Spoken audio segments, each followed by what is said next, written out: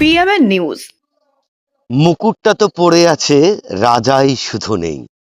যে গানের সুরকার এবং গীতিকার দুজনেই যেমন নেই, তেমনি মুকুটটা সত্যি আজ পড়ে আছে, রাজা নেই। আমরা ইতিমধ্যে দাঁড়িয়ে রয়েছি নদিয়া জেলার এমন এক জমিদার বাড়িতে, যে জমিদার বাড়ি দীর্ঘদিন ধরে তার ইতিহাস বহন করে নিয়ে চলেছে। ইতিমধ্যেই সেই জমিদাররা হয়তো নেই, তাদের জমিদারি হয়তো নেই, কিন্তু আজও বিঘের পর বিঘে জমি নিয়ে সেই জমিদার বাড়ি আজও দাঁড়িয়ে রয়েছে ইতিহাস সাক্ষী নিয়ে। আজ বহু ইতিহাসের সাক্ষী রয়েছে এই জমিদার বাড়ি। এই জমিদার বাড়িতে যে কটি ইট গাঁথা রয়েছে তা এক আলাদা ঐতিহ্য বহন করে আগেকার দিনের, এবং তার নাট মন্দির রয়েছে এখনো। এখনো এই জমিদার বাড়িতে কান পাতলে যেন ঘোড়ার খুরের শব্দ আমরা শুনতে পাচ্ছি। আমরা শুনতে পাচ্ছি নাচঘরের সেই ঝুনঝুন আওয়াজ। সত্যি কি তাই? কিছু মানুষ বলে রাতে নাকি এখানে এখনো নাচ করে মহিলারা, এবং রাতে এই দুর্গম জায়গায় এলাকার মানুষ আসতে চান না।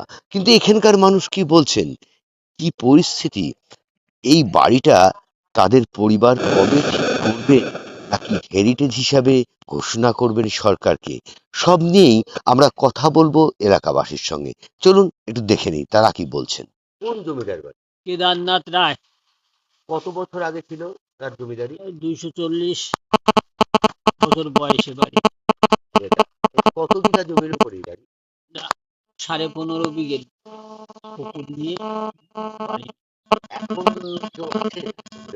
আর জমিদারদের অনেক অংশীদার চাকদা কলকাতায় থাকে সবাই, কেউ এক একজন থাকে। তো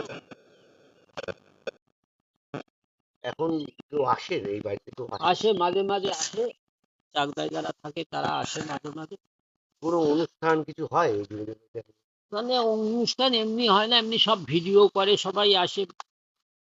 তারপরে সব প্রিওয়েডিং বিয়ের সব ছবি মবি তুলে নিয়ে যায়, এইরকমই চলে। আচ্ছা, এখানে সূত্রে খবর পাওয়া যাচ্ছিল যে কোনো নাকি ভৌতিক কিছু হয়। ভৌতিক কিছু হয় ওটা আমার জানা নেই। আমি যে 50 বছর ধরে, তাতে আমি কিছু দেখি না। তারা সব ভৌতিক তৈরি করে না কি করে আমি জানি। এখানে কি নাচঘর ফাচঘর সবই ছিল? নাচঘর তো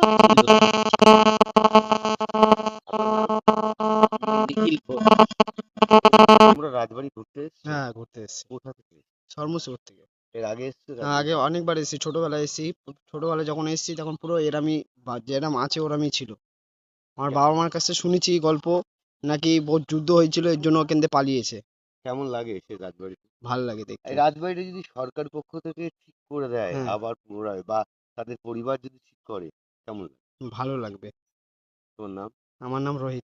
তোমার নাম? আমার নাম আসিফ আলী। তুমি এখানে এসছো বেড়াতে? না, আমি বোম্বে থাকতাম। এই আমার মাসির ছেলে, ও। তাই আমাকে এখানে বেড়াতে নিয়ে এসেছে। ইতিমধ্যেই শুনলেন এলাকার মানুষ বলছেন, কিছু মানুষ ভুতুড়ে বাড়ি বললেও আজ তারা পাশাপাশি থেকেও তেমন কিছু দেখতে পাননি। এই জমিদার বাড়ির পাশেই রয়েছে সেই জমিদারির ঘরোয়ানার পুকুর, রয়েছে নাচঘর, রয়েছে ঘোড়া সওয়াল। সবকিছু নিয়ে জমিদার বাড়ি কিন্তু আজও বহু ইতিহাস বহন করছে। পাশেই আমবাগান রয়েছে তাদের নিজস্ব। প্রায় 16 থেকে 17 বিঘে জমির ওপরেই এই বাড়িটি অবস্থিত, এমনটাই জানালেন এখানকার মানুষজন। প্রকৃতভাবে যে বাড়িটি রয়েছে, এখানকার যারা জমিদারি যে বংশধররা রয়েছেন কলকাতায় এবং ঢিলছোড়া দূরত্ব চাকদায়, তারা কি বাড়িটি আবার মেরামত করবেন, নাকি সরকারকে দিয়ে দেবেন হেরিটেজ বিল্ডিং হিসাবে? কারণ এই বাড়ি আজ বহু ইতিহাসের সাক্ষী। সব নিয়ে আমরা আবারও আসব। নদিয়ার চাকদা থেকে कैमराয় विश्वरूपेर संगे राइव Chatterjee report, PMN news Bangla. जनहित से जुड़ी खबरों के लिए पीएमएन न्यूज को लाइक करें, शेयर करें और चैनल को सब्सक्राइब जरूर करें।